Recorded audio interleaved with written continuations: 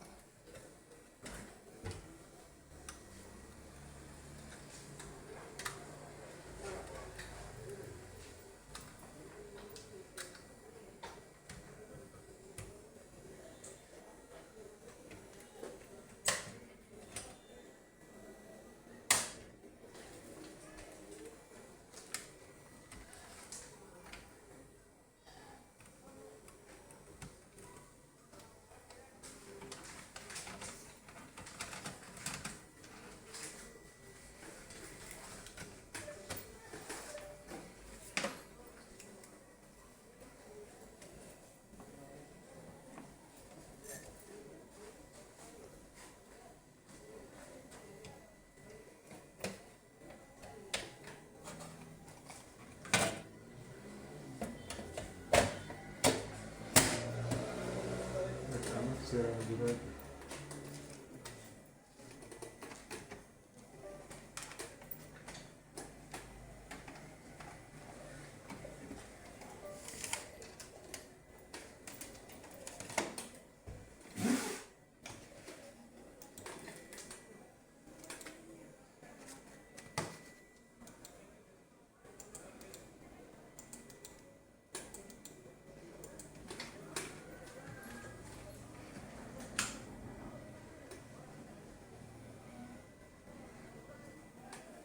rakkoon isaa qaama bitanaan qonni iskiriin isaa kun diimlaatii ta'u kunoo asirraa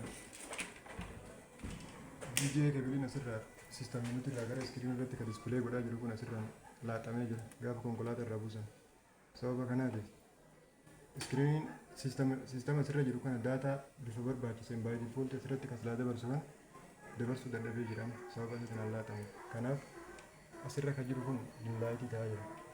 sababa kanaatiif kompiitarri kun yookaan VGA kebilii itti bituu gaafata. CMOS baatiriin isaallee dadhabee jira. Kan biraa ammoo immoo raamiin isaallee dadhabee jira.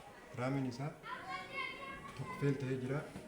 Kan jalqaba lammaffaa itti bitame kunis dadhabee jira. CMOS baatiriin isaallee dadhabaadha. Kan lammaffaa ammoo immoo rakkina VGA kebiliiti. VGA kebiliin isaa achirraa iskiriina irratti dispilee godhuun dadhabee jira. Rakkinoota kana qabaa jechuudha.